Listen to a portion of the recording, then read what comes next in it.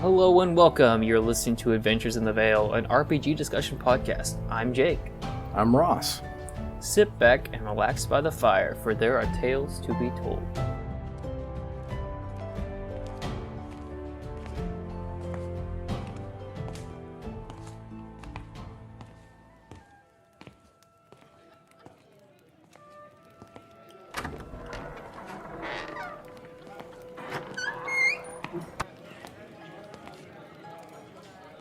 Hello, travelers. Welcome to the Cozy Crow. Come and sit by our fire. May I get you something to drink? Yeah. I'll take an ale. I'll have that right out. The year 2023 has almost turned out to be the year of Dungeon Crawl Classics for many of us in the Mythic Mountains RPG Play Club. We had a 6-month-long adventure module crawl campaign. We used Dungeon Crawl Classics to play classic TSR adventures like Planescape. We played through several of the wacky official published funnels together. We experimented with some of the box settings, zines, and we used DCC for modern modules and some amazing homebrew too. Dungeon Crawl Classics is a modern RPG with some old school art and attitude that is simple and fun to play. It's a pseudo-retro old school D&D formula, but it's a modern RPG. It's inspired by the magic and combat of Warhammer Fantasy Roleplay, the archetypal classes of basic and expert Dungeons & Dragons. It uses the unified D20 mechanic of modern Dungeons & Dragons, but it also includes wacky dice like the D7 and the D30. It's oozing with flavor and attitude. The key thing I want to express about Dungeon Crawl Classics is it's much less about its game mechanics and much more about its attitude. DCC is self-deprecating, self-referential, and often full of satire about old-school gaming culture and style. This punk attitude of Dungeon Crawl Classics is somewhat of an inside joke making fun of how pretentious the right way to play can be in the old school. At the same time, it's a clamorous and over-the-top celebration of that very vibe. It's a pseudo-history of retro D&D culture.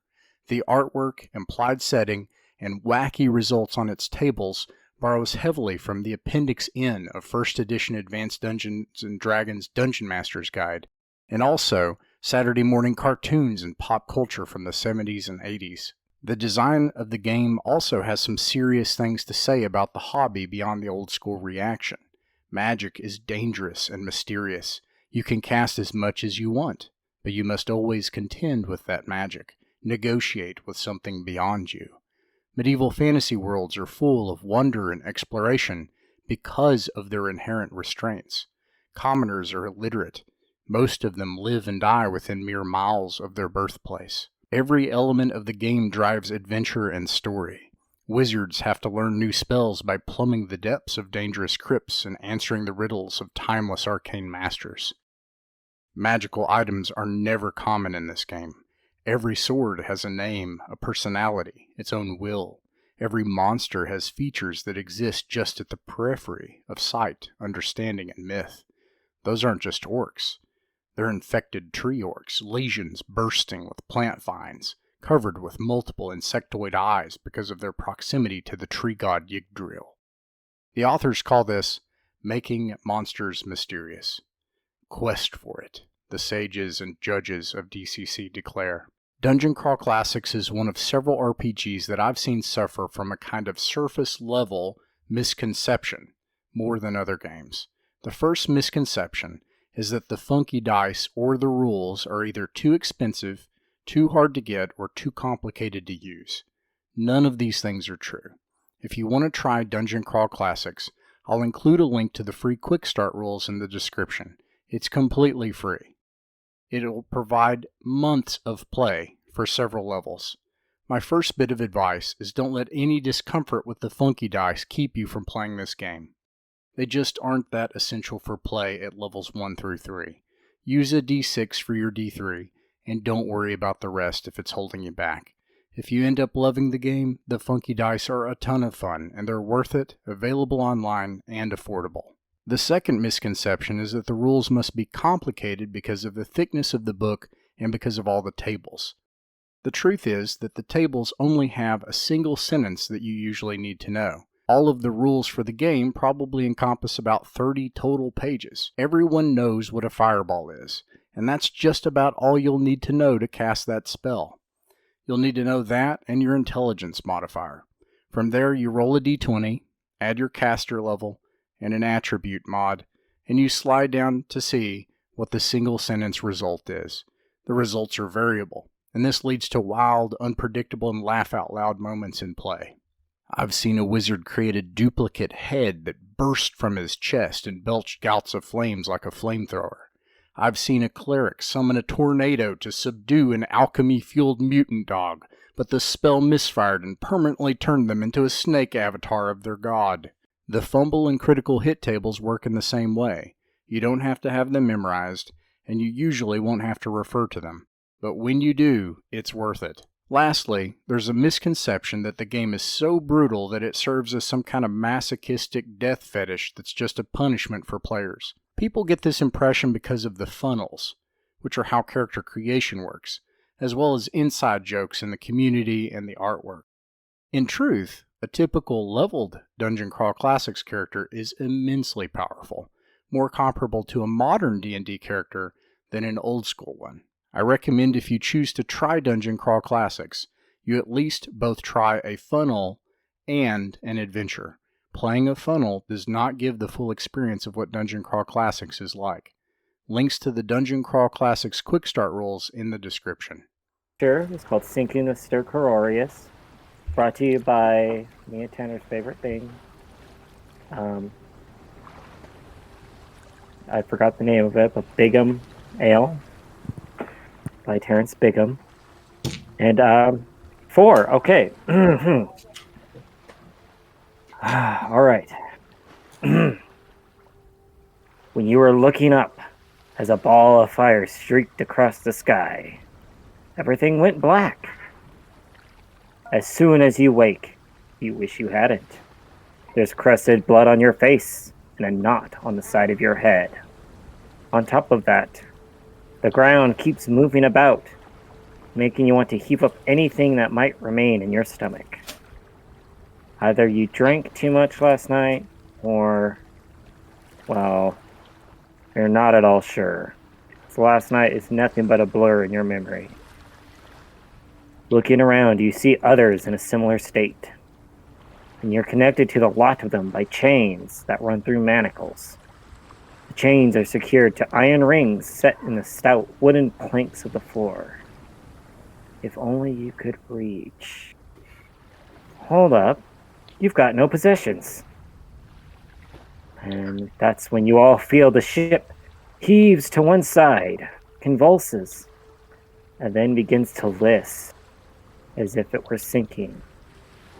Water rushes in and begins filling the compartment. It is sinking. You all, deprived of your possessions, you're all locked in this, this like storage area, all chained to the ground, and the only way out is one metal door, in the north of the north of the room. Yeah, north of the room from where you're facing. You can see people running back and forth, grabbing things, packing them into quick bags as the water rushes up. At this moment, it's already up at least to your knees. What do you all do?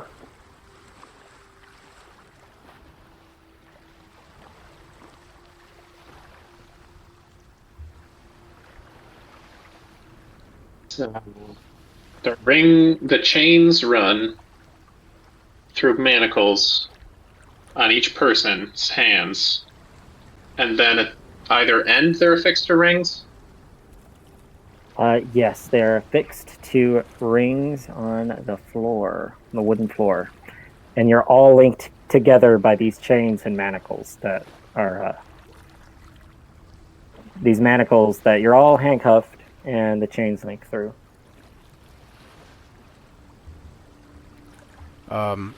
Jimmy Lee, who is the brains of my multi-personality disorder operation here.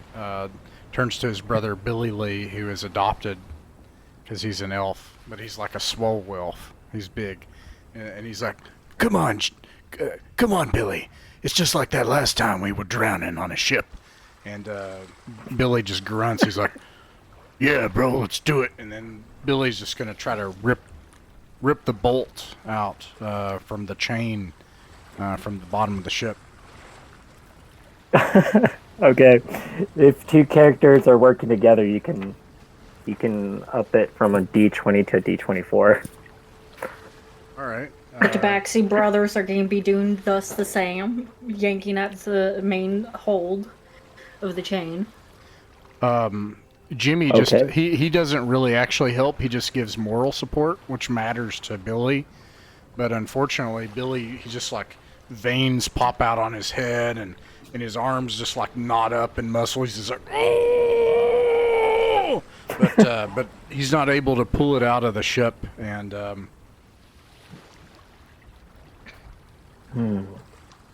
How much for 4 people? what? If you're all All 4 What? Tabaxi brothers are going to yank on the chain. even more assistance, yeah, you can give it a go with a D24. They're all going to be assisting.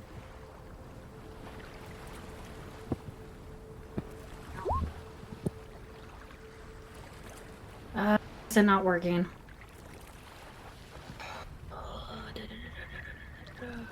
Oh, slash roll. No, slash.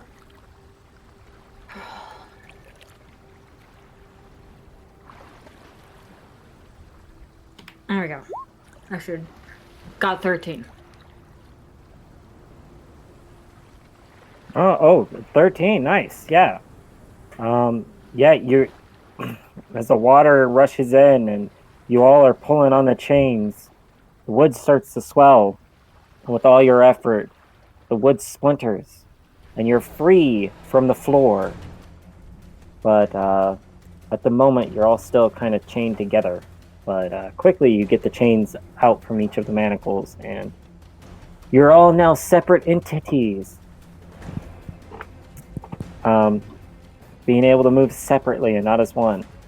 There is the problem of the door. One of you can try to open it, but it's locked. It's locked, and of course, no one has the proper key. But soon the water rises up to your waist, and you see a chest floating nearby, coming closer and closer to the door. And as luck would have it, the chest is full of your possessions. And soon it knocks up against the metal grate, and you're all able to reach in and grab all of your items. So you have those to work with.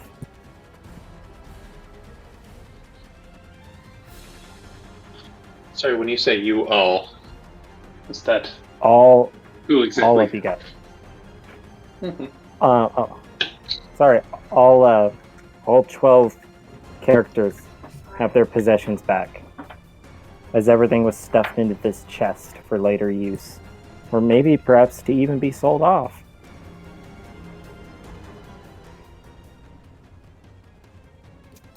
Okay. In that case,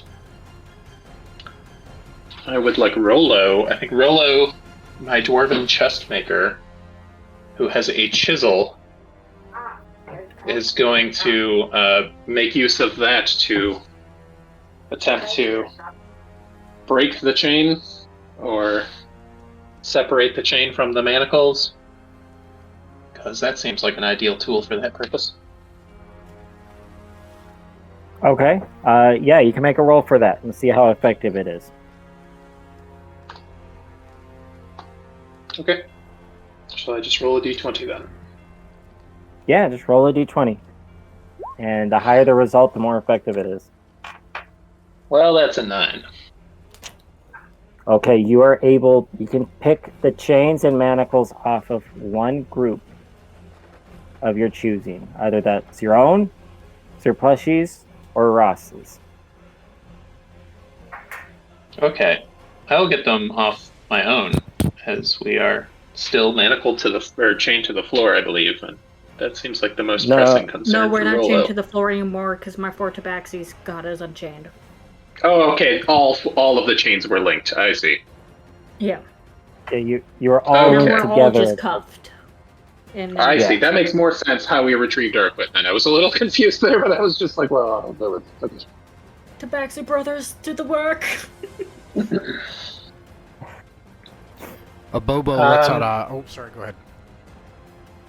I'll just say, Rollo's neutral. I think he's a selfish fellow. He doesn't trust this various company of folks, so he'll free himself and thus hit the group he's attached to.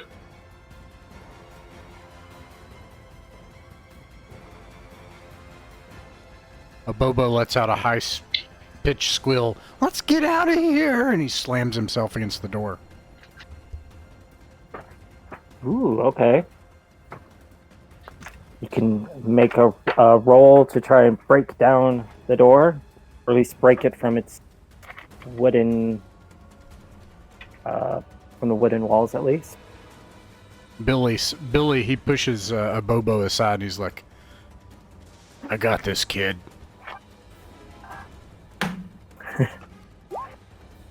Nat 20. Ooh. Oh my god. Yeah, he pushes him to the side and he says that, and just with one swell shoulder charge, he breaks it off breaks the door down, splintering the wood all aside. And there are 3 people on the other side just turn up their they look up and towards where you all were. Clubs, daggers, staff in hand, and their other hands, filled with sacks as they were trying to grab whatever they could before this level flooded.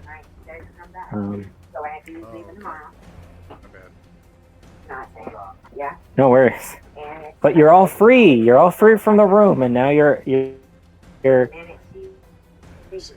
on the lowest level of the ship. You've got this.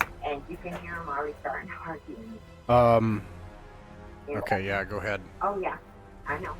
Like Angie said, there's not. Are there any objects nearby no, that we that's could try good. to pummel toward these people to try to barrel them? There is barrels, wooden barrels. There are chests. There are sacks. There's actually a list. Let's see. Yes. There are nets that they were using for hammocks and to carry other supplies. There's also your own possessions that you now have with you. And how does it look like you get out of here? There is stairs right past the guards that lead up.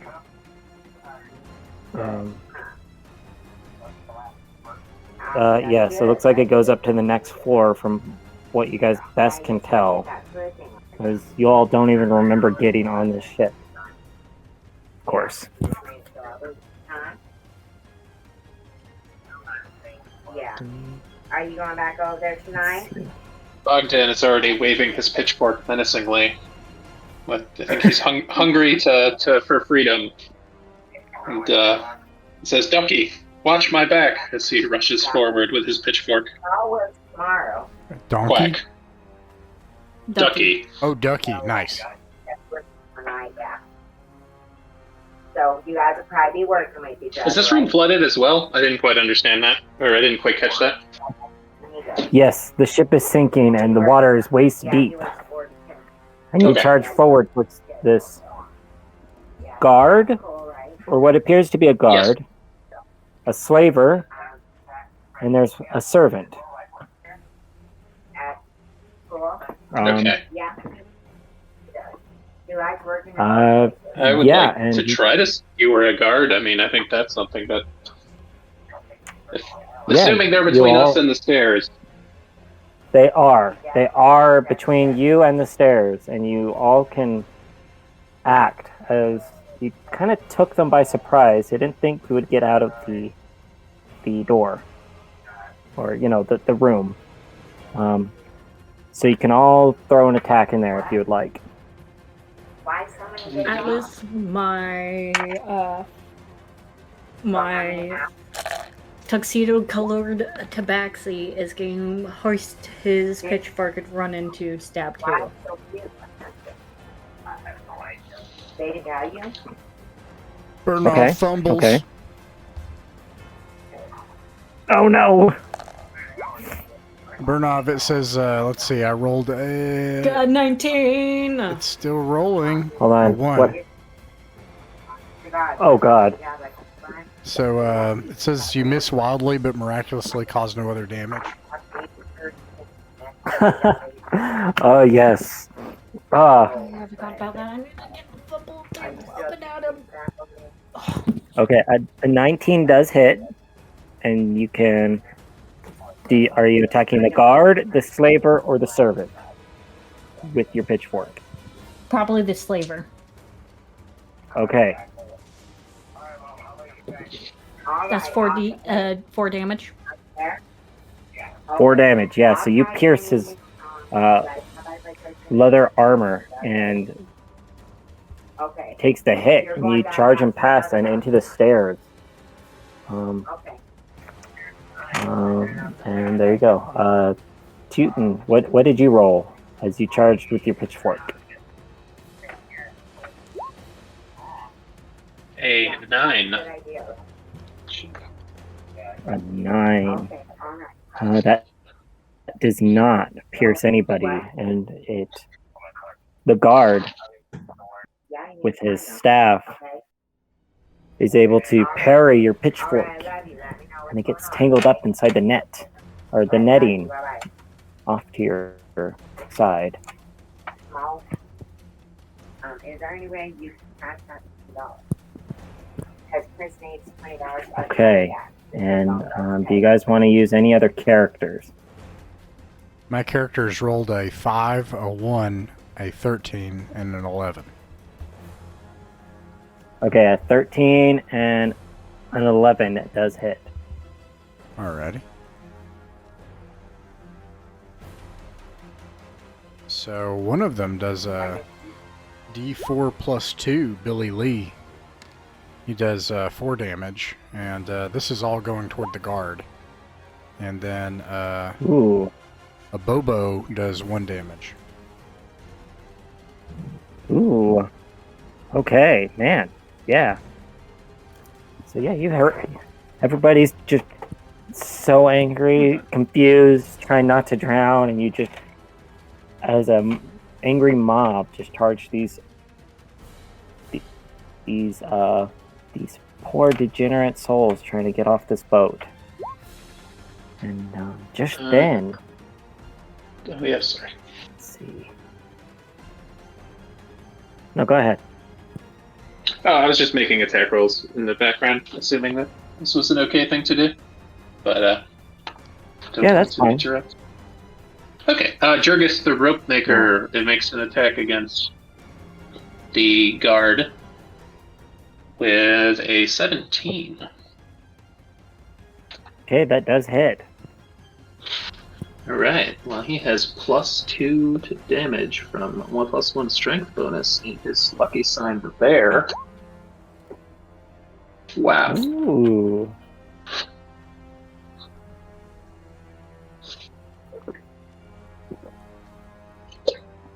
Going through the rest of these quickly. Half-Bard, the Elven Sage, will attack the Slaver. Glenn is not in the VTT, so Glenn, he just did 6 damage. Ooh, okay. Awesome, okay. This guy is down to 1 hit point at the moment. So anything else, just breathing on him would kill him. My other 3 tabaxis are going in with, was it cat claws? Cat claw. Oh yeah, you're gonna start slapping people with your nails. Okay. Murder mitts. Murder mitts are out. Okay. I only have one that hits, and that's gonna be Ender. That's gonna be hitting. He's all black cat. Okay. And for damage, he's going to be probably heading towards the guard for that one. Okay. 6 damage. Okay. Okay. Well, he is dead. You guys have just clubbed, stabbed, poked. Just ripped this guy to ribbons, and he falls dead. His body floating in the water. His blood clouding the water about you as more slowly floods in. Any more damage I should take into account? I have 2 more attacks from Halfbard, the Elven Sage, and Rollo, the Dwarven Chestmaker. These are both against the Slaver. Both to hit rolls are an 18. Okay, they hit. And the damages, respectively, are 4 and 2. Okay, nice. Okay, towards the slaver, who already took some damage. He is hurting. And just then...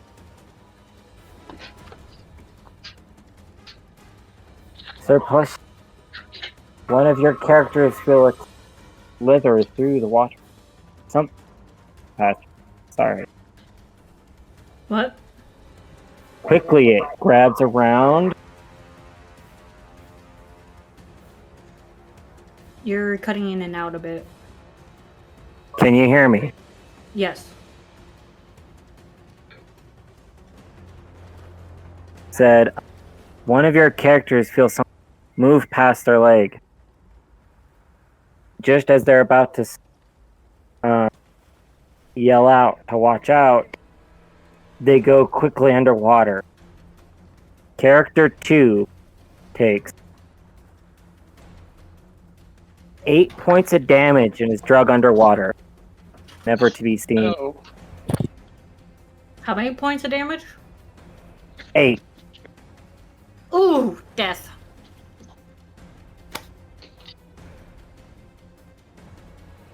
Seems you aren't alone below deck. Oh, there goes that Siamese tabaxi. And now it is the slaver and the servant's turn. And one of them is going to attack Teuton's group. Does a 12 hit anyone? It's all of them. Got you right down AC. For 4 points of damage, you can apply to any of your least favorite characters. Okay. I'll just do it randomly. Oh no! Halfbard, the Elven Sage. 2 points of damage, you said. He survives, 4. actually. Oh, 4. I didn't. Okay, no, he's very dead. Shoot. Forgot to write that down. Give me a sec while I fetch that real quick.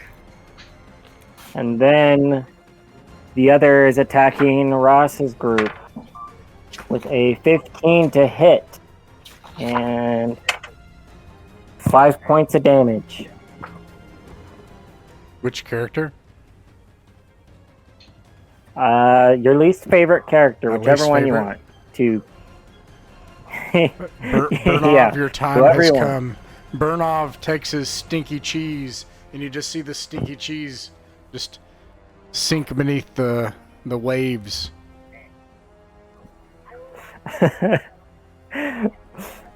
That was his thumbs up going under the water. He had to hold up his cheese. And now it's back to you all. And we can do initiative now.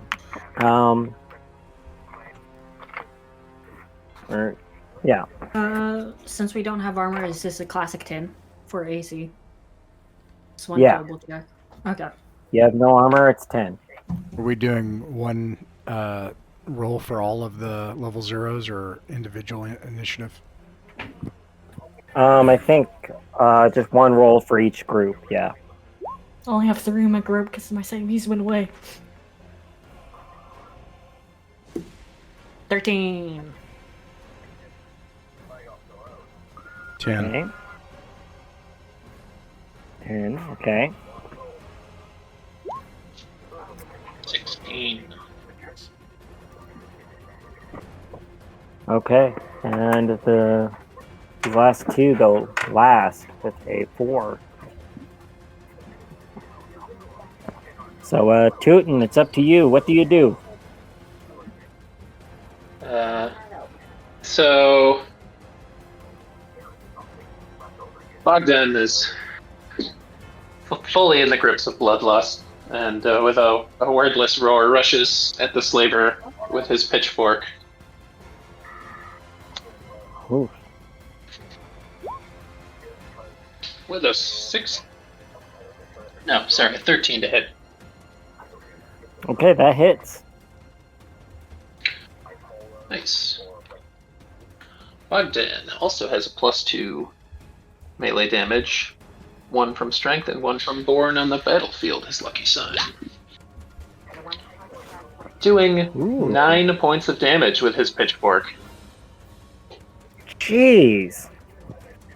That's a heavy pitchfork. And yet you kill the slaver. And now all that's left is the servant. The spray of blood on his face seems to fill him with great job satisfaction. Okay. I think my remaining characters will simply rush at the servant.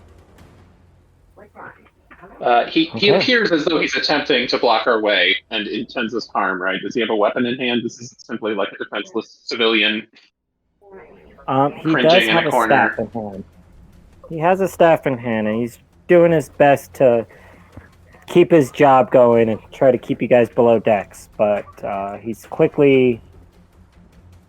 It looks like if you guys don't kill him, he's about to break any minute. Sure. Well, the long arm of the law and all of that. I think we'll still rush at him. Jurgis will shout, "You picked the wrong employer," and try to stab him with a knife.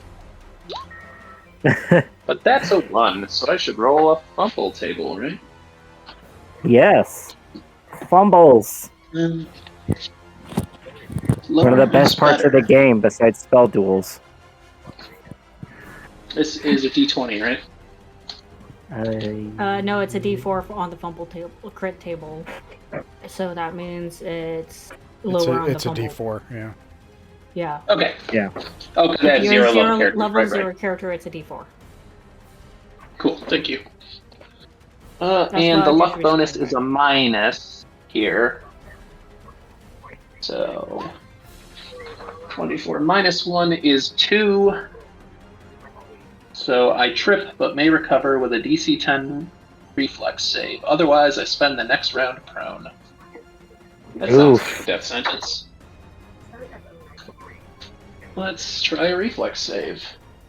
Which is a +1, so maybe. Hey, exactly a 10.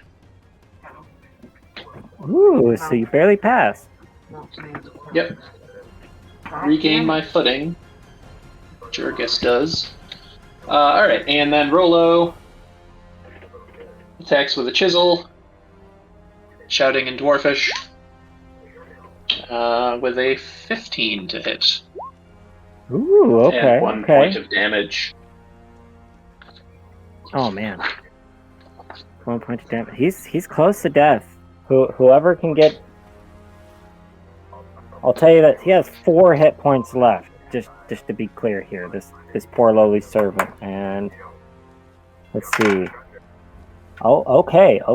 I was wrong. His morale does not break. He's steadfast. Who's next in the lineup? It's you. It would be you. The Tabaxi brothers. Cricket and Atlas with the pitchfork. Cricket again with cat claws. Both of them are going to be attacking one of them after each other. Okay. Roll your attacks. Cricket got a 12. Okay, that hits. 3 for damage. Okay, this... Her name's Dammit. Let me roll it back. Damn it. Damn it. Dang it. No. Same. Sad listen, Cricket. I don't know how this servant is still up and about. Like, Okay. I've been rolling morale checks this whole Atlas time. is now going to be hitting. That's a 3. He misses. Okay. Probably not wanting to stab his brother. Yep. Yep, Cricket's kind of going in there. And then I have Ender. Okay, Ender. The dragon is real. He's gonna, was it cat claws also? Okay. 13. Okay, hits. 3. Dead. Servant dead. Not a threat anymore. But as he dies, he gives you all this cold, steely glare. As if he knew this was... As if he was dying in the name of his... of his god. Of his lord.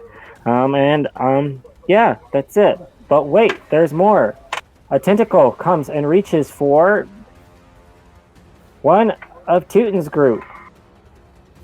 I know.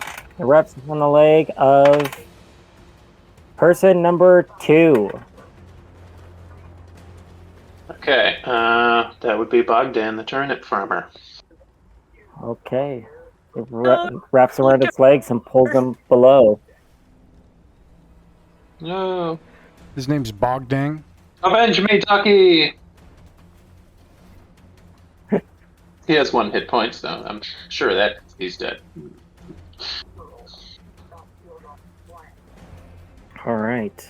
And just as you take care of the three enemies and start to make your way upstairs, behind you, you see 2 large tentacles. These tentacled creatures just rise up out of the water. And they see you and point. But they don't speak a word. But more tentacles reach for you. You can either try to fight these things or escape upstairs as the water is rising quickly now. Let's get out of here. Yep. Being brushing up the stairs. Okay. You guys flee up the stairs onto the 2nd floor.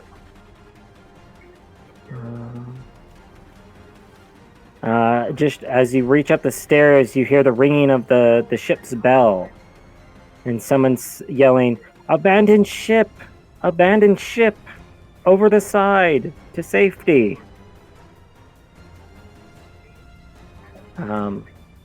Along this, you are in the 2nd floor. There is things here. You have about 5 minutes to loot the place. And where is the loot? Let me get to it, sorry. There is some weird and wacky things here. Where the heck is it? This is the...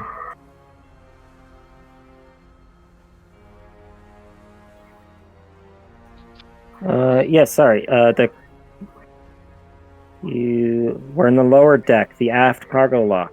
The aft cargo locker is where you were.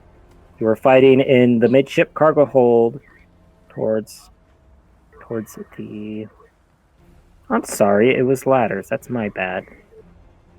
And you are now into the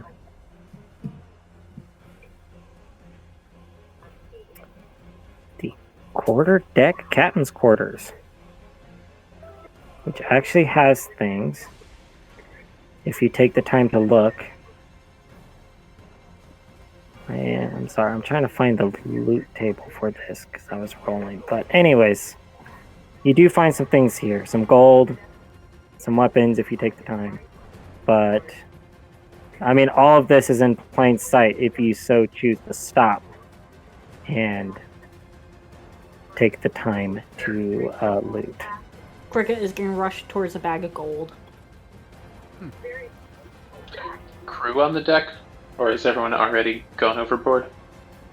You can hear the stomping of feet and people running to and from up above you. Okay, so there's still people aboard. Okay. So far, you hear the cracking of wood and the groans of the ship as it sinks ever faster. You have about 2 minutes to get up to the top. Jimmy, How much Billy Lee, and a gold is in the Bobo bag? will grab whatever weapons we can see.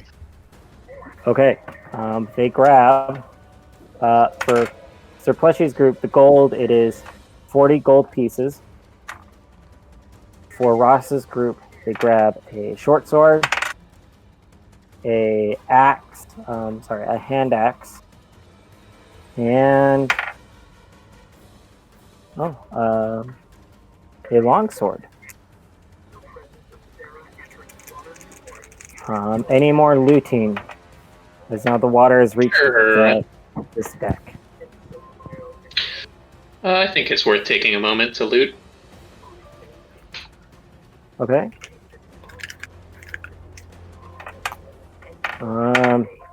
With all your quick scavenging and everybody working together, you find 2 pistols loaded with a... Okay, with what the heck is it called? You got an ammo pouch full of 10 rounds and some black powder. Enough for each shot. You find a large battle axe. And last but not least for weapons, a blowgun with some 20-odd darts. Can I trade somebody that? Can I trade you that longsword for that battle axe for the big, beefy guy? For Swolf. For Swelf. For the Swolf. That's fine. All right. One battle axe for you, and you said it was a longsword you were trading for? Yeah, if you would. Yeah, sounds good to me. I plan to put him up front, if that helps. Swelf, the barbarian.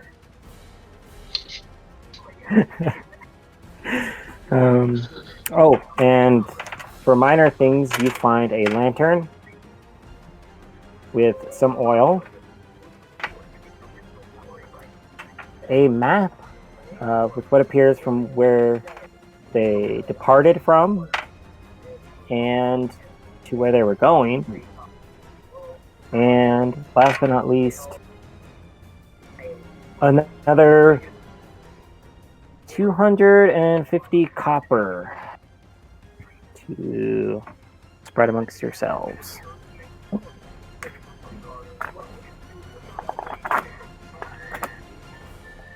And with that, the water on this level is now knee-high. There is the ladder that leads up onto the main deck, or what you assume is the main deck, from all the sounds of battle, or not battle, but people running back and forth, and the chaos aboard, and you still hear the continuous ringing of the bell, and a man screaming, "Abandoned ship." Jimmy yells, "Let's get out of here!" And they all rush toward the ladder and start climbing. Same with the Tabaxi crew. Plan. Billy Lee hangs back with his big battle axe and waits for the tentacles to come, though. Ah, yes. Alright, you guys all climb aboard. Or, I'm sorry, go up to the top. And the top side is utter chaos. Numerous tentacled creatures are tearing the ship apart. They indiscriminately swallow crew and passengers. Anything humanoid, warm-blooded, and moving is attacked. The cargo and debris bob in the water around what is left of the capsizing ship. The frigid water slowly catching up, soon splashing up and across the top deck. There is but scant minutes before the ship sinks into the darkness below. To survive, you'd all best find a way to get away from the tentacled creatures. And is any characters here a sailor?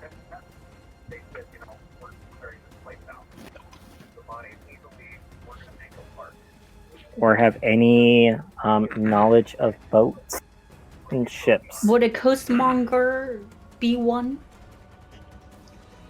A coastmonger? Is that what you said? Monger. Coastmonger. Yeah, I would think so. That would. It's been a while since I saw that class, but yeah. Costermonger? Oh, Costermonger.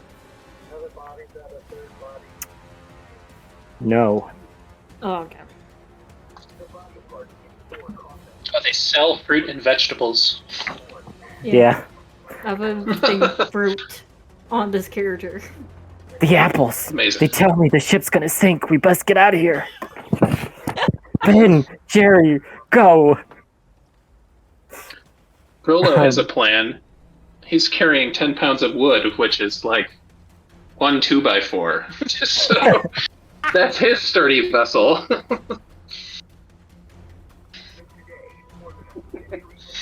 I mean, do we see any, escape boats or chunks of wood floating or anything like that over the side? Yes, you can see one. What the heck is it called? Oh my god, I can't.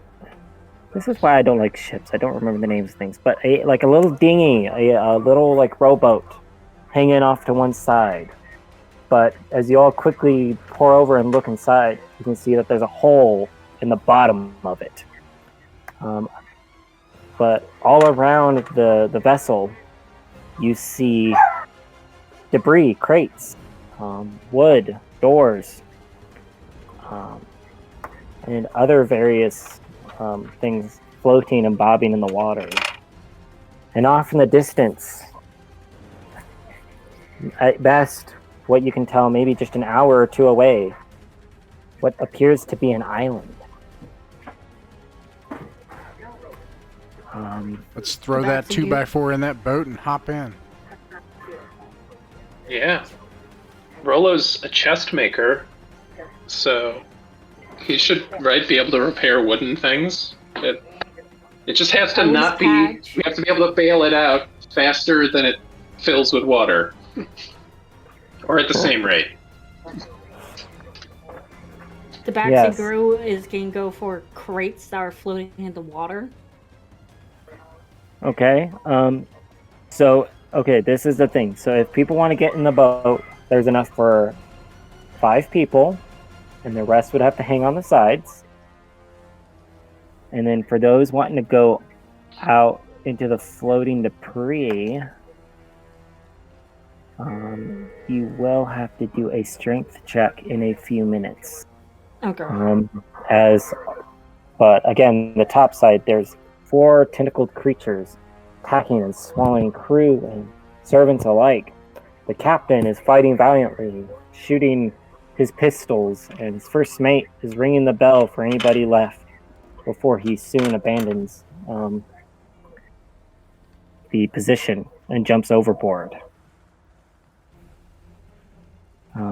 The captain sees you all as you get into the boat and jump off to the side. Try and lower yourselves. He says, "Quick, get out of here. We don't know what these things are, but go. I'll stay and keep them distracted. The price on your heads will do me no good now. But maybe this will save the day." And, yeah, so you guys... Everybody in the boat, let's see, you lower yourselves down, you cut the ropes, you got your paddles. The hull is doing its job of filling up the boat. Got my strength checks. Okay, you got your strength checks ready. How are you going to fix this hole in the bottom of the rowboat? Oh. Scott, wood. I have a rope. This doesn't seem like enough things, but it's a start. I will shatter my hand mirror to make a shard and ram it down into it with the battle axe as well, and then maybe we could try to tie it. Tie something that would... Oh, you got a box. You could tie a box on it to add pressure.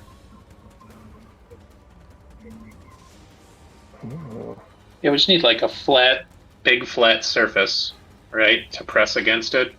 Yeah. And Yeah, and I take all my herbs and I ram it in the hole just to make a big gob of stuff. Ooh. Okay, yeah, that definitely significantly slows down the water seeping in, saving you for now. And the Tabaxi brothers, you jumped off into the water, and the ship is sinking behind you.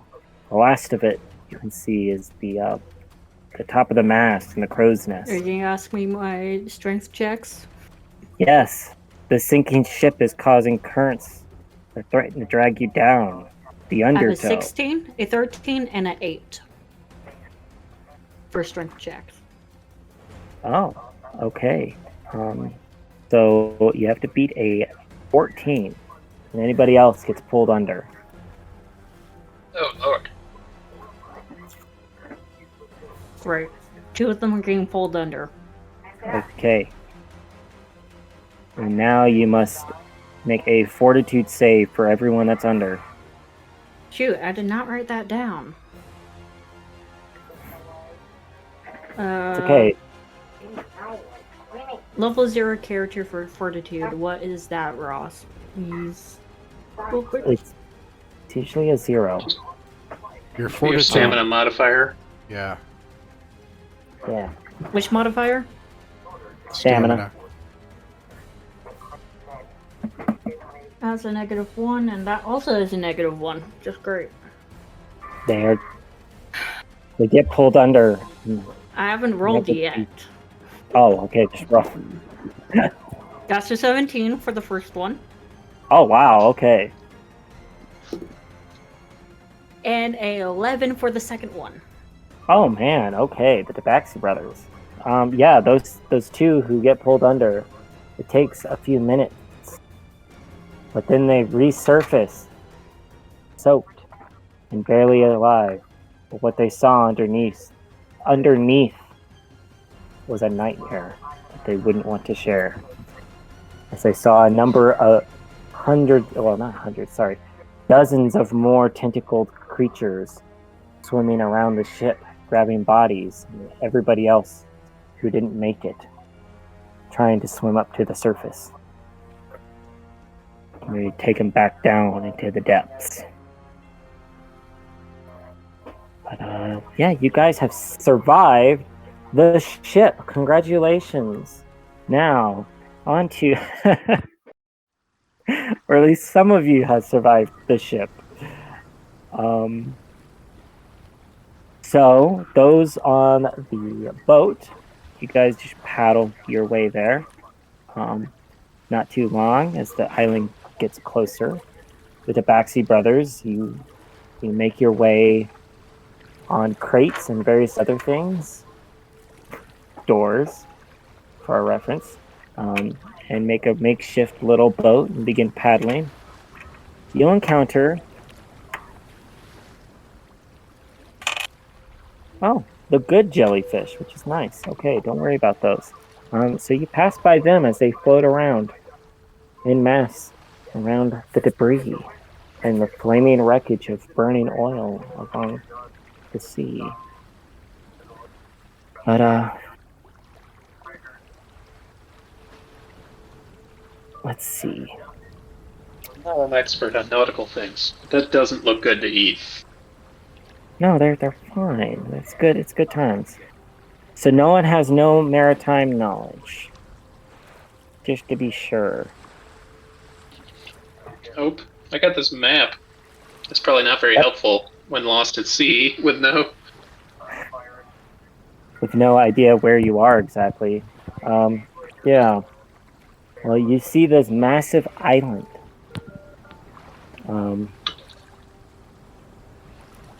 And let's see. In fact, it is the only island within 100 miles. But you all have a bad feeling about this. As tentacled creatures, the sinking ship, why here? Why now? But, As you all eventually make it to shore. Okay, here you go. This is it. You all make it to the shore. The mists shroud the isle in gloomy gray light, washing the color out of everything.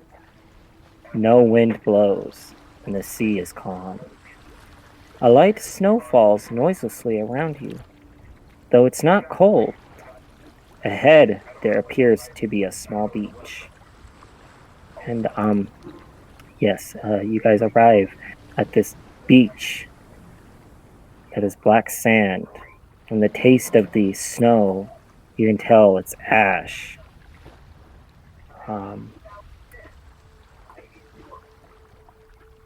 You all wait until the Tabaxi brothers finally catch up, just as you begun to have believed that they were left for dead. But everybody's back together. Man, it's been a while since I did fun. But anyways, let's see. Yeah, the beach is black sand that will cut any bare feet that tread on it as if it were tiny shards of broken glass.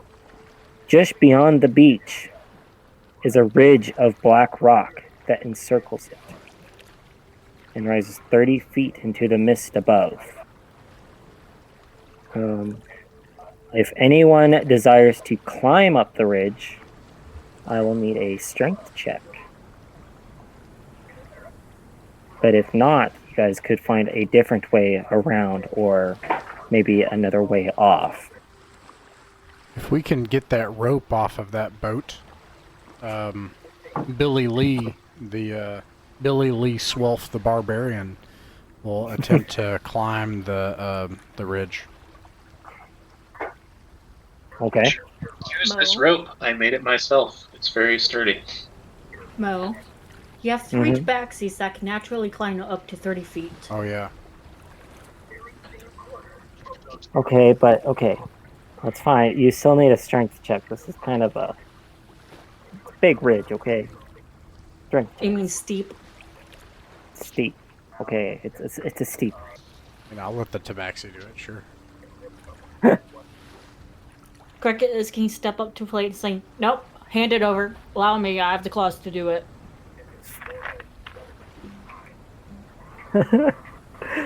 Okay. All yours. Cricket's origin story before he goes and That's a 18 for strength check. before he goes and one shots a manticore. I forgot about that. Okay, yeah. You beat the strength check. Yeah, so you're able to climb up the ridge.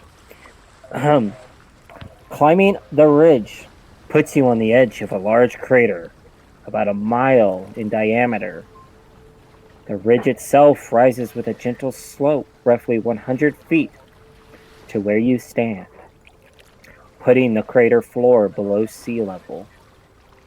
The crater is a hellish landscape of melted rock, toppling slag towers, crumbling ground, lava pools, and fire.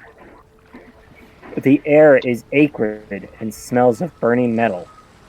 At the bottom of the crater, there is a strange structure. From the ridge, it looks like a large cylinder jutting out of the crater floor. Make me a luck check, Mr. Cricket.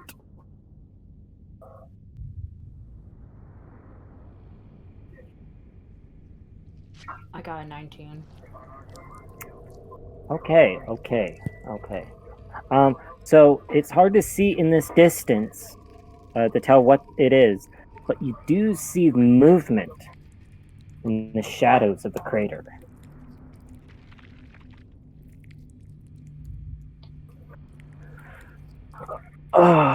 Do you go back and report what you see? I technically went up the ridge with a rope. How long was the rope?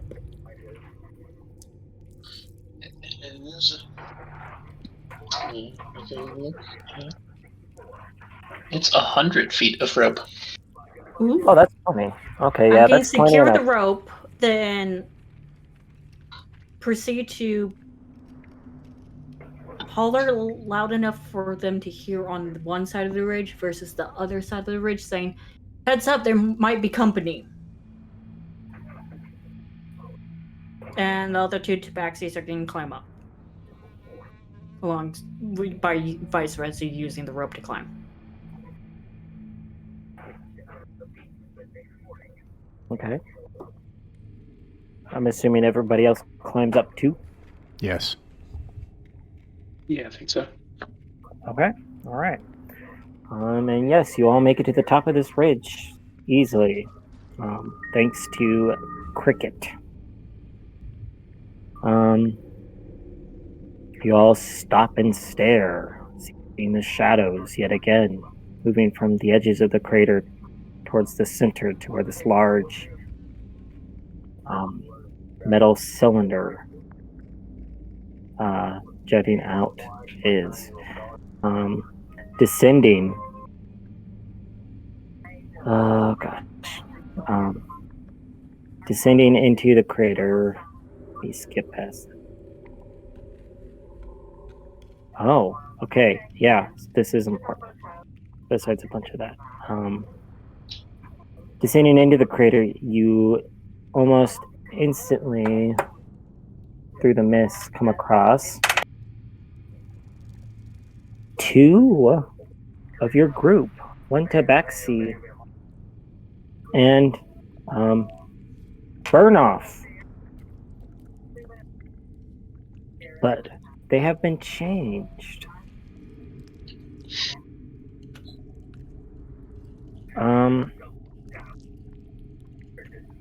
They seem to be. They have something on the back of their heads. Some sort of mixture of organic and metal material on the back of their heads. They pay no heed to you as they march towards the center of the crater. They are by themselves at the moment. Which of your tabaxi died? I have to think. You have 3 left, so there's only it- I one. know, I'm just figuring Atlas out or which one Ender? I'm going to kill. I'm going to say Atlas because I still want to see for the availability if possible. Atlas would have been a clerk. Burnoff, If I Atlas. got it. Burnoff, Atlas. What are you doing? Where are you going? They turn towards you and grimace. They look towards each other and draw newly founded swords from their belts and charge towards you. What do you all do? Do you fight them? Try to subdue them? or I don't know. The rest is up to you.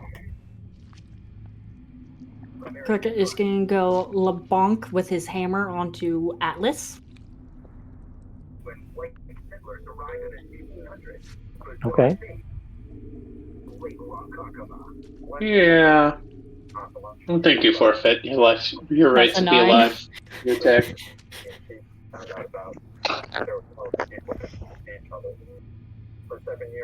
Okay, I'm sorry. What did you roll? Cricket was getting bonk Atlas with the hammer, and it was a Okay. 9. Okay, the 9. The 9 doesn't hit your natural 10. But let me see here. Hold on. It does hit the thing on the back of their heads and delatches it. Or I'm sorry, dislodges it from the back of their head, and it falls to the ground. It shrivels. It moves for a second, and it shrivels and goes completely limp. But Burnoff is still charging towards the rest of his friends. And he makes a swing at Cricket, or whoever attacked Atlas. It would be Cricket. It'd be Cricket with a 12. That does it, because Cricket does not have armor at this current state. For 1 point of damage. At least it was Cricket!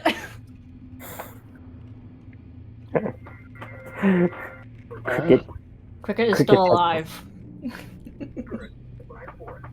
Cricket's still alive? Yeah. Okay. It's up to you guys. What Ross Cricket is now at 3 HP. So Cricket knocked that thing off of Atlas with the hammer? Yeah. I mean, if Billy Lee sees that, he's going to take the haft of his battle axe and try to do that to Burnoff. Do you have Atlas back by doing that? Yes, he is unconscious for, well, I'm going to tell you 10 minutes. But he's back. Okay.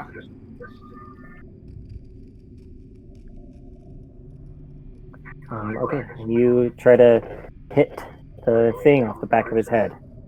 Yeah, I'd like to do that. Okay, you can. Go right ahead. Is it a strength check or an attack? Oh, yes, you can count it as an attack. Okay. Alright, that would be a 12 to hit. Ooh, that does hit easily. For 3, and I believe...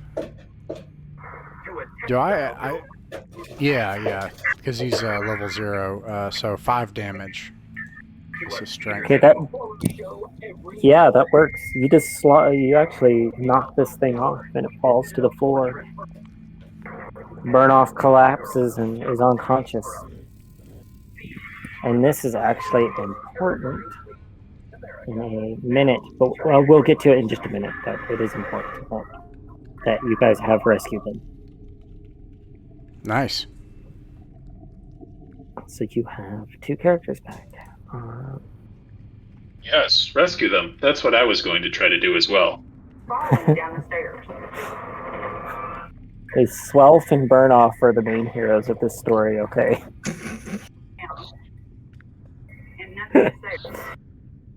Okay, do you guys continue your way to the large cylinder, or do you want to try and see about the rest of these shadows off in the distance that are moving from various points?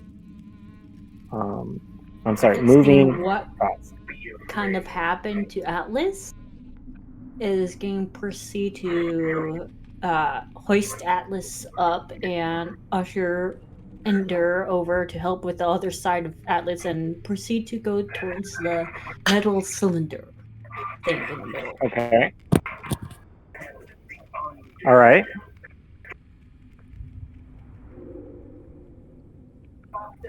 My folks will All right, follow. then. Okay. Yeah, so will mine. Jurgis, I would like him while he's walking. He just wants to take a length of rope and cut it and like wrap it around his head, sort of like a makeshift turban. He's suddenly very Okay. concerned that things want to latch onto his head and do bad things to it.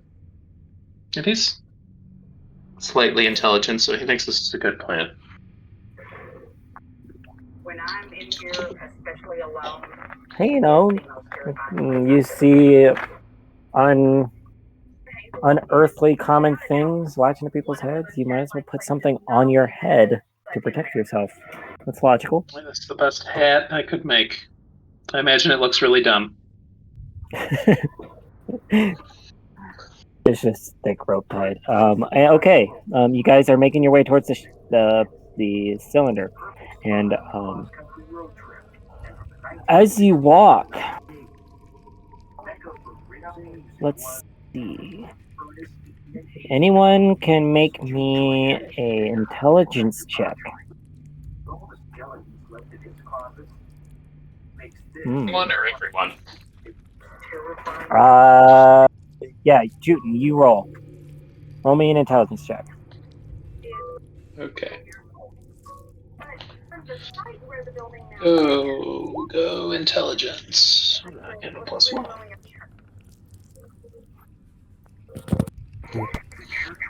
Hey, that's a 17. Okay, you pass, and you see that the ground just ahead of you is cracking, and you see parts of it fall below.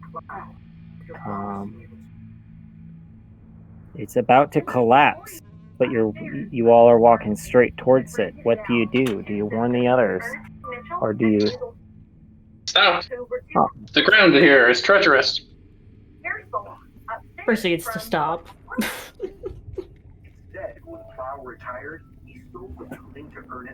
Quickly, Cricket, make me an agility roll. I get a +1. 10. 10. You fall with Atlas on your shoulders. Ah! The ground around you collapses to a dark, deep chasm. Well, not deep, but you take.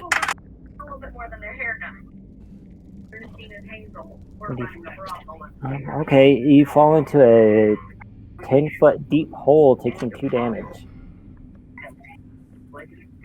Kirk is barely alive.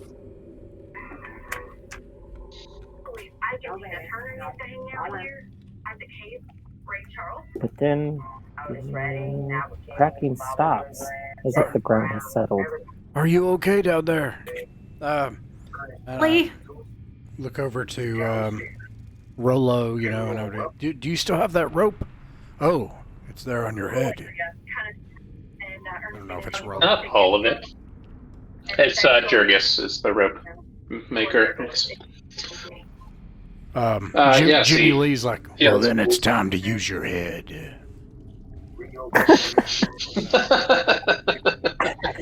Oh, man. 80s action montage, go. Make a rope.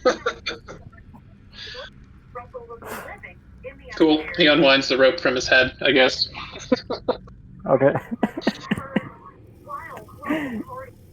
Okay. Yeah, you guys are able to bring Cricket out and Atlas out of the hole.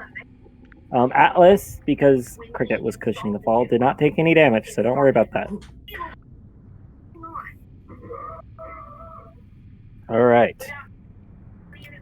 So you all quickly make it to the center of the crater, where the strange. Is Cricket one of the ones who was pulled underwater as well? No, Cricket made it on the crate. It's Ender and Atlas that got pulled under. Okay. Okay. And You Atlas see- got dazed and now is probably back to normal by now. It's approximately 10 minutes passed since he got incapacitated. Possibly. You make it to the center of the crater where you see these beings.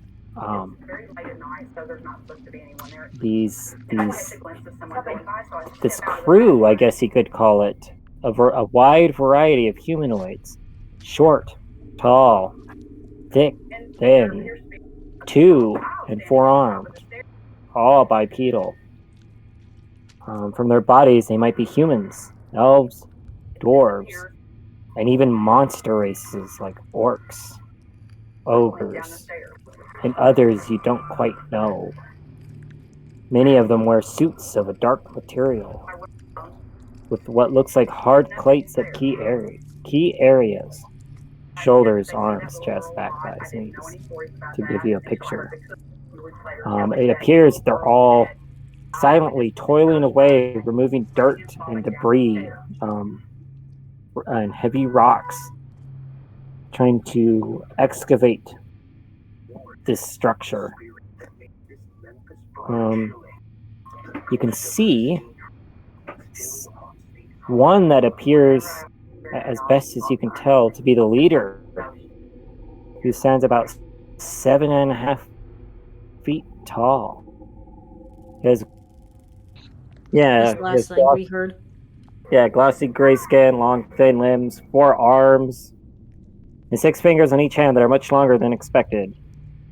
But on their belt hangs a long metal rod and another curved metal object.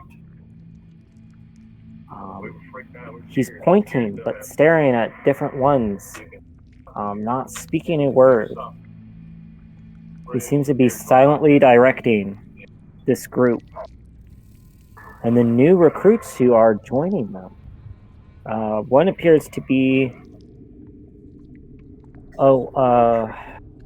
I don't remember, but one of Teuton's group who was pulled beneath. And I'm trying to remember the other character that was pulled by tentacles as well.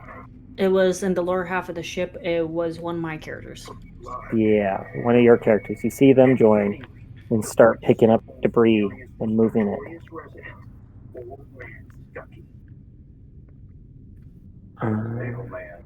Let's see. Yeah, you can see that he's directing them to work towards the middle of the structure, or to dig into what you can see is, or what would you assume is the nose that's buried deeper into the dirt. On the south side, the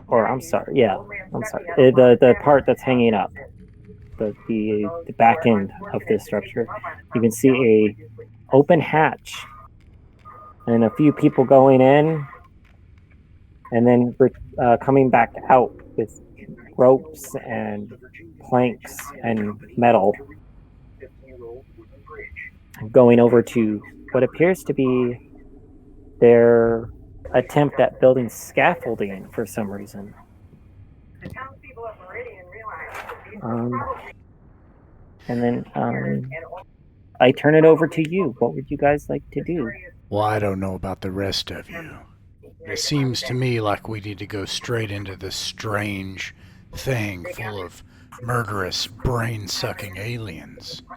And then we should find some weapons and find the biggest one of the bunch, and then we should kill him and get our friends back. Oh, on top of it all, it looks like we gotta hit the back of their heads, because it looks like they have the same things as Atlas did. Yeah. This is Jimmy Lee. Cricket, by the way.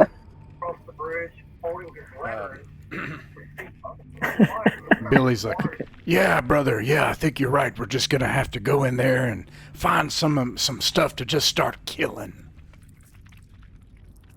I don't know why I'm Randy Savage now. Yeah, just gotta go and just start killing. Yeah, I don't know.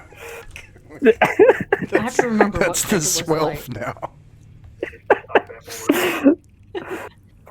From dumb and big and dumb to what was the character? The Macho dude's name Man again? Randy Swelfage.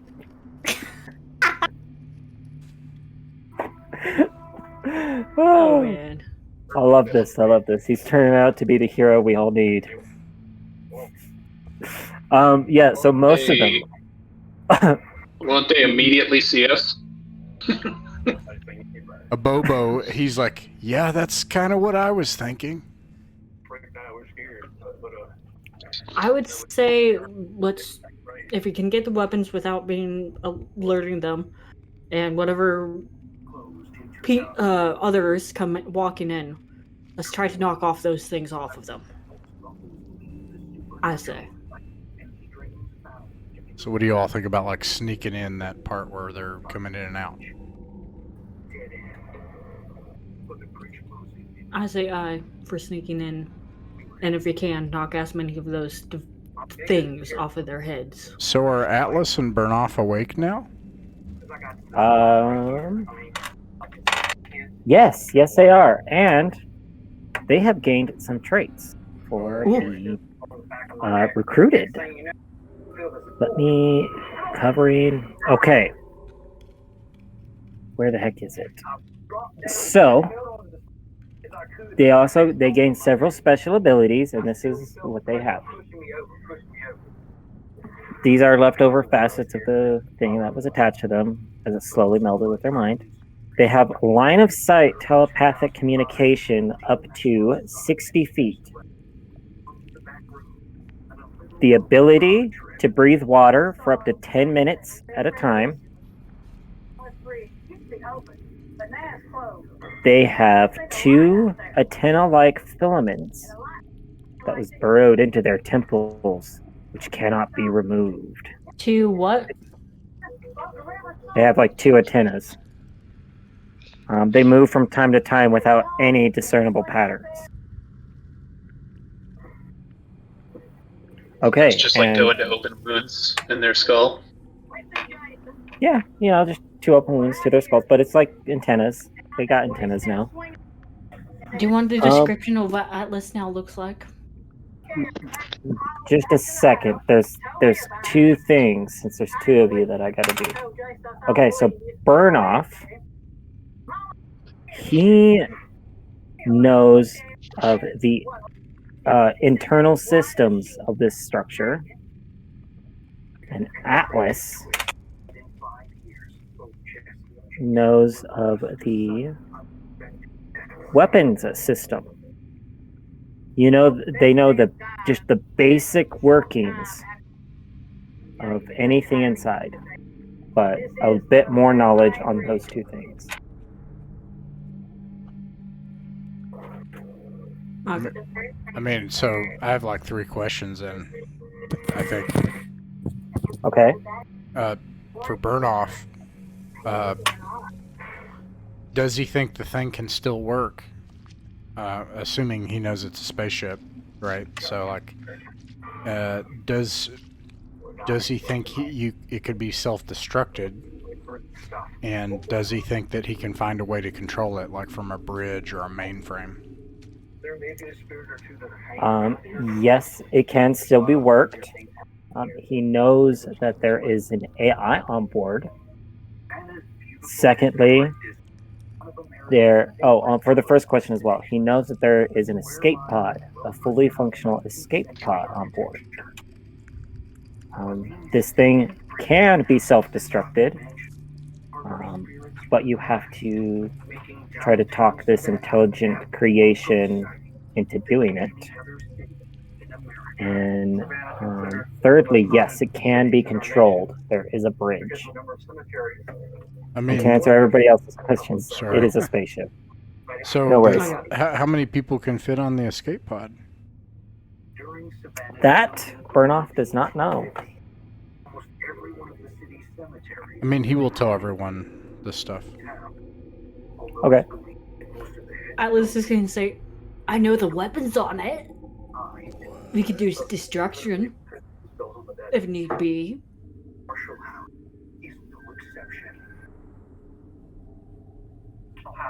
That is true. Jimmy Lee's like, let's go get some weapons. The hotel opened its doors in 1851, built by Mary Marshall. All right. During the course of So you guys If we want to can make get your the way? thing flying, we can end up using the weapons. it changed as William Thomas Sherman from Fort to Georgia with 62,000. All right, back here. Yes. So you guys want to make it into the ship. General Sherman and 52,000 troops entered and occupied. Regrettably, I don't have any better ideas. The house was Yes. commandeered. The upper two floors Okay. were converted into a hospital for sick and wounded Union soldiers. Okay, make me. I'm gonna call. It's a stealth check, but you can just roll a d20. If you can beat a 7, you make it in without being noticed. Yeah. So each character should roll here? Each group. You I all got a just roll. 13. I'm cleared. Okay.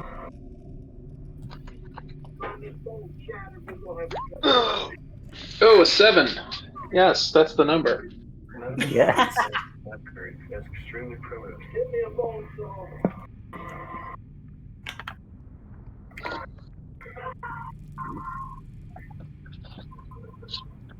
Do you burn luck at level 0? No. And you have to have a halfling that declares to be that lucky halfling. No. You. I think you can burn luck at level 0. And the lucky halfling thing is, he can burn his luck for anybody else in the group, and they get a +2 to it. So for every 1 point of luck, Okay. they get 2 that to their roll. Mixed up. Yeah, no worries. Time bonus to any. Okay, yeah, it seems that they can.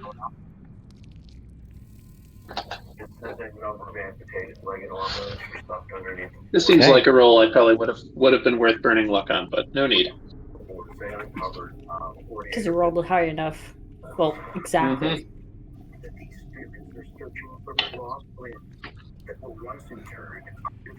Ross, what did you get? Oh, I'm sorry about that. Yeah, I got an 18. Ooh, nice. Yeah, so you all, it takes minutes, but you all are able to slip into the opening, which now you guys are into the Star Jaeger, the forward hangar bay. I'm sorry, the forward hangar bay is what it's called. We'll call it, yeah. This area is damaged by the crash and partly buried. You can see when you are approaching the raiders, as you've come to know them from Burnoff and Atlas, that are digging around the sides of the ship, and the bay is mostly devoid of creatures. The hangar has smaller vessels that they used to use to disable targets that try to fight or flee. But as you know, they do not work as of right now. Oh, and look, there's no one inside. There are several crates here and there, some broken open and empty, others are closed and locked. You can try and look for things.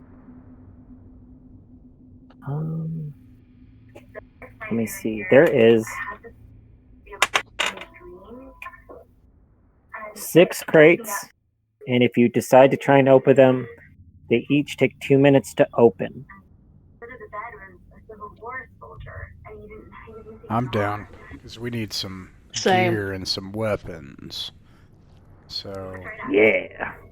me and my 4 folks will rip open 4 of them. Cricket needs something to heal with. Okay.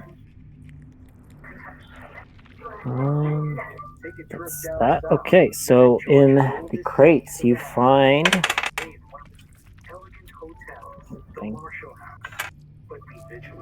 a battle axe, a chisel, a grappling hook,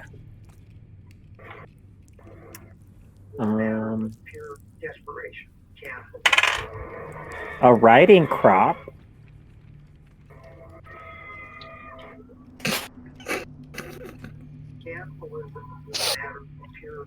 Small scissors and a sack. And last but not least, a wooden sword. Crickets can grab the battle axe. Jimmy Lee's going to take the wooden sword and swish it around and say, "This is a good sword." Oh, man. Good guy, Jimmy Lee. What was the battle axe again? 1d10. D10. Thank you. The dark party left their hometown of Springfield, Illinois. Okay. And 1846. Now, it does not say exactly where this goes, but the next, I'm assuming you guys want to dwell deep or descend deeper. After searching. Mm-hmm. Yep. Because that was all 6 crates. Next, you enter the crew quarters. Okay, you find 2 raiders inside here. One holding one of those metal rods, which you come out to find is a stun stick. And the other one, watching out, holds the curved metal object. Burnoff and Atlas, you can hear them in their minds calling for help. There's intruders. We have to kill them quickly. And we can roll for initiative. Let's see. They got a 1. 16 from our group. Okay.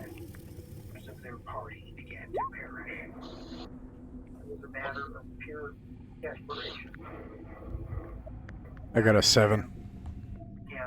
Ooh. And Tutan? A 2? Yep. Okay, so the Tabaxis go first.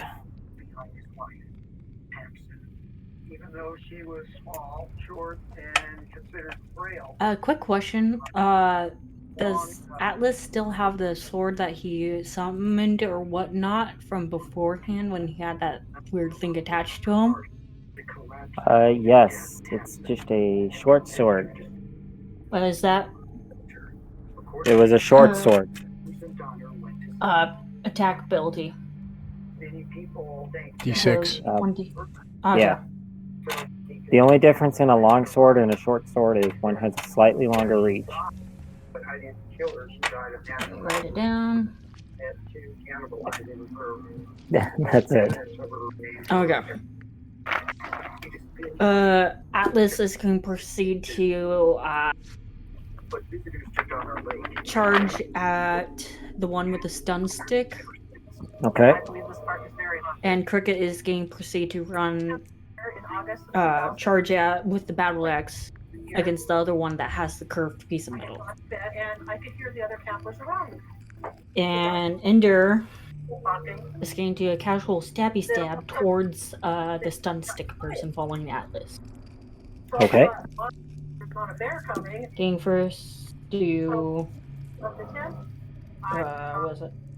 Ender missed. He had a 4. Okay, that is a miss. 15 for Cricket. Ooh, that does hit. Barely, yes. Let me get the last one. And an 18 for Atlas. Ooh. Okay, those 2 hit. 2 for damage from the battle axe. Okay. And from the short sword, a 2. Okay, so 4 damage. Man, yeah, so those 2 just launch ahead and attack. And keep him busy as the other one pushes a button on the curved metal object, and you can hear this low whir start Cricket is to sound. facing the one with the curved thing. Oh, While he's attacking. Atlas and Ender went after the one with the stun baton. Okay, so Cricket hit him. Yeah, so yeah, you knock him back, and he pushes the button, and you hear the whir of the curved object start to get slowly louder. It's like a high-pitched whine. Next is Ross. What do you do? Well, the one with the curved metal object, Burnoff will say, "Stop him!" And Billy Lee will rush forward and try to grapple the one with the curved metal object and get him to the ground, or try to disable or restrain him. Okay. Everyone else will attack the one that was being attacked. They'll gang up on the other one. By Atlas and Yeah. Ender. What do I roll for the grapple or for restraining? Oh, I'm sorry. It'll be a strength off. Strength off. Okay, here we go. You have to beat a 9. I got a 18. Oh. Oh yeah! Woo! Yeah, you swat the object out of his hand and just bear hug him, keeping him restrained. That'll The show other one's you, moving. brother. And then the other 3 will just attack the guy with the stun baton. I got a nat 20. So got a crit, level 0 crit here. D4 Yeah, bringing up the table. on the crit table. And I got a. Let me go across from left to right here. So the one on the right. Okay, so it's in this order: 20, 15, and 10. Ooh, okay. 20 and 15 hit, 10 does not. And for a crit, I got, it says stunning crack to the forehead, inflict another D3 damage with the strike, and the foe falls to the bottom of the initiative count for the next round. Oof. So I'll roll a D3 here, and let's see, that one is Jimmy Lee, who has a short sword. So I got 2 plus 6 is 8 damage from Jimmy Lee. And then the other one has a hand axe. Ooh. And Roll20's being slow, I'm sorry. No worries. But he's got a plus 2 because he... Oh, wait, no, it's the wrong one. Plus 0, so... Goodness, what's going on with Roll20 over here? That's the I wrong can't die. stand the aliens. There he goes. There it goes. See some dice. Weird. Anyway, yeah, 3-3. So, 6, man. Oof. no, just 3. Oh, just 3. Okay, Yeah. man, yeah. Divided between the two. Same with my 4 attack, because it was 2 on one damage and 2 on the other. Yeah, so he got 2 plus 6, which is 8, plus another 3 is 11. 11. You killed the stun stick man. Man. So that's 1 down. I as guess he he, I falls to the guess, floor. guess he shouldn't have stick around.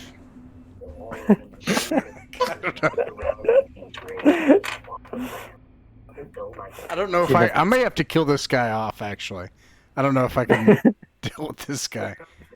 I think I would rather have. I would rather have Macho Man. Scumbag's character, Kane, where it changed drastically due to his patron. Yeah, Jimmy Lee might need to have like a Divine intervention apotheosis. Yeah, some kind of moment or something. But anyways, that's it. Sorry. All right. Just have a total change of personality of when he gets a traumatic brain injury. Yep, pretty much. Or I shouldn't be doing it this way. Instead, I should be doing it that way. Moment. Planescape. What can change the nature of a man? Yes. No one answered Burning that. off a whole arm. Okay, you could do that. Wasn't what I was thinking, but He's dead. His stun stick falls out of his hand as he crashes against the side of the hallway, or against the wall. I tossed the stun stick over to Rolo.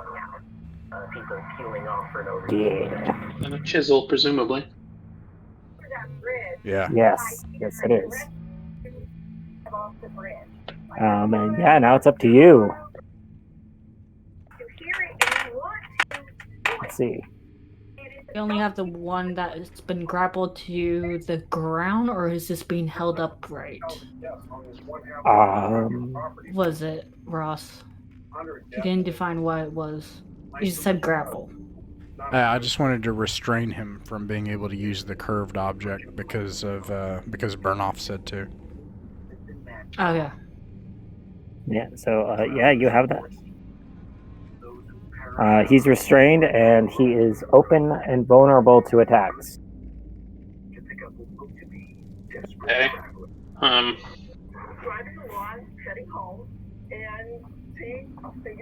Sorry, so it's my turn. Yes, sorry. Okay, no worries. Now it's at the bottom of the initiative order. So, is he face down or face up? Because this is probably going to determine whether I can try to hit the thing on his head or if I'm just going to bash him. Good. Face up. I'll say that. Face up. Okay. Well, bad luck for this guy. Although, stun stick, maybe he won't die. Yeah, Rolo and Jurgis are gonna, charge in and just pummel this guy with their respective weapons, I think. Okay. Melee attacks against grappled creatures Yeah. have a 50% chance of wounding the ally doing the pin. I'm outing myself, but that's okay. I'm not gonna. No. I'm this totally is fair. Wait, is this Macho Man restraining him? Yeah. Oh man. I see. This wealth. Well, you're really just begging for it. No. This wealth is contained. You might get it. You might not. Okay, in that case, I'll just have Rolo use the stun stick, because that's non-lethal. All right. So, should I roll a die to determine who I'm attacking first? Yes. It says any failed attack. Okay. So if you fail the attack. So if it failed. The failed attack. Okay, I didn't hear that. And then it's a 50% chance if you fail it. Oh, okay, I thought it was a straight 50% chance. I might attack with both of them in that case, because... Yeah, if you succeed, you hit him. If you fail, you hit your buddy. Okay. Alright, I will make some attacks then. Hope I don't kill you. You got this. Hopefully. Alright, Rolo will attack with the stun stick. That's another 17. Okay, that hits, and that does. This is the thing for it. So it's 1d3 electric damage. And anybody hit by it makes a DC 12 stamina check. And yeah, or otherwise they're paralyzed. You know, it's a taser. Ooh. That's 3 damage. Ooh. Don't know if he succeeds on his stamina check, though that probably doesn't matter.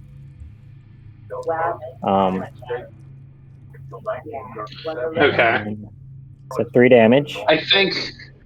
it doesn't matter. They're both so lethal. I was going to say Jurgis could use his knife here, because I think fictionally that makes a certain amount of sense, right? Someone's grappled on the ground. You can't really run in with a long sword. It doesn't make sense.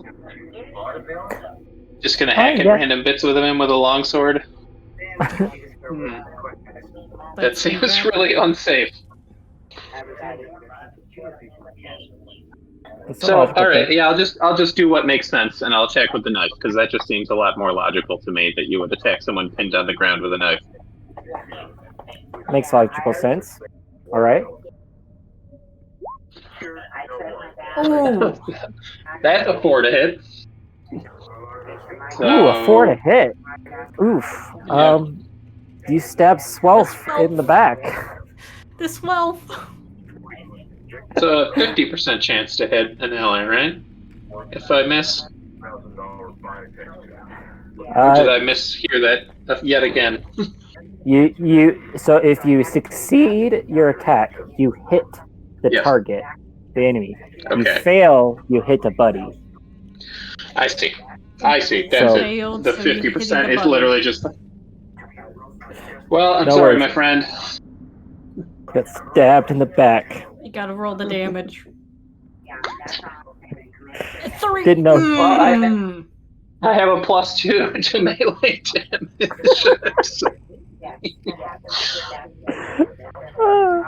Didn't know. Friendly fire.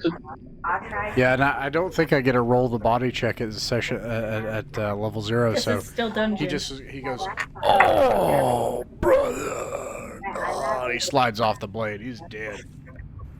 Oh, Billy yeah. Lee, This is the Swelf. Swelf, is dead. AKA Caesar. You got your thing. He has I don't think there's enough luck to burn to make that a hit. So.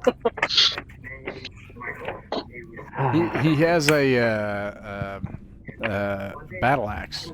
Somebody wants that. D10 damage there.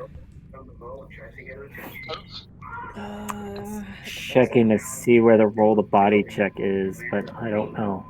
Jimmy Lee will come up and kneel next to his Swelf brother and close his eyes and cover his face in blood, and then hold his cheek tenderly. We've been through a lot together, brother. All those years, That's a good thing. making it on the streets. I'll never forget you. That's a good thing I took my inhaler when I did. Literally. Man. All those Marcus times is upset. you stood up for me back when I was a lad. I'm gonna keep doing this while he looks up the rolls. I always remember that time that that kid tried to steal that. Ender's gonna come over and nudge Josh. Can I have his battle axe? Who? What'd you say? Ender's gonna come over and just go, can I have his battle axe? Oh yeah, you could totally have his battle axe. Take it. Oh man. That kid. I had the pastry. I was a fat child back then, and they picked on me, and then you showed up. And that's when I learned. That's when I learned to be a man. And I started hitting the gym. And that's how you see what you haven't. He's still looking for the rule. I can like use the PDF. Turn the body. I'm kind of just listening at this point. You know what? You could just do the roll of body check. This is too touchy. These gym brothers, okay, they can't. Gym bros. We have the Tabaxi trio now, with Riker outside doing something with the ship. So he has to make a luck check, if I recall correctly, and that is rolling Yes. under an 11. So here we go. Yep. So he did not. What is the... Oh, no. He's a dead corpse. Yeah. He's gone. I'll The always gym remember bros you, are brother. separated. I shall carry his battle axe convergently. What are you gonna name the battle axe? Brother? Oh, nice. I'm trying to... what should I name it? Slim Jim. Okay. There is still the fact that there's this raider just stuck under Jimmy Lee's body as his gym bros tenderly holding Jimmy Lee, telling him these. Just been alive the whole sweet time. nothings. He's been alive this Just whole time. watching the What? whole thing. Just confused. Kill me. Please. Now it's back up to the top of the lineup, so it's me again. It's actually it is just it the turned. He grabs. He's able to free an arm, and he grabs the energy pistol. And hearing all of this, he points it at his own tentacled face. Pulls the trigger, and he vaporizes to ashes.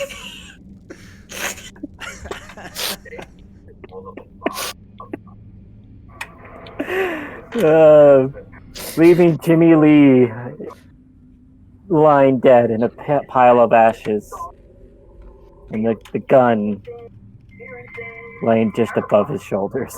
Oh, Jimmy Lee's dead? Or no, I'm sorry. Billy Lee's dead? Billy Lee. Yeah. Under his corpse. Atlas is going to proceed to pick up the pistol. Ashes No to way. ashes, loser. And then I pee on Atlas is it. going to proceed to pick up the sci-fi weapon. Known weapons. Mo? Okay, yeah, you pick up the gun, and I'll give you the stats. Whew, okay, it's a range, it does 1d4 energy damage on hit. 30 to 90 feet is its effective range. Man, poor Billy Lee, man. 1d4, okay. correct? 1d4, yeah. You guys are in the crew quarters. And it's 8 o'clock, so that's where we'll end it here. What a place to end it. Mythic Mountains RPG is a private online play club that focuses on folk RPGs. Folk RPGs are the games that belong to all of us. They're what actually happens at a table between friends. It's their voice that has the authority on what is fun and what works for them. Weekly, we upload our games to allow others to sit in with us. The channel isn't monetized. We don't own the artwork, music, software, or games shown in these actual plays, and you can find links to their authors in the description. Like, subscribe, and share if you wish, or don't. Just like games in person, you're welcome to pull up a chair, sit in, and watch some of our games. No performances, no fancy equipment, just regular people playing folk pencil and paper role-playing games and having a good time. We hope these games will prove a source of enjoyment to anyone just wanting to listen in, anyone looking for examples of how actual groups run and play folk RPGs, and most importantly, if you haven't found your group yet, you're welcome here at ours.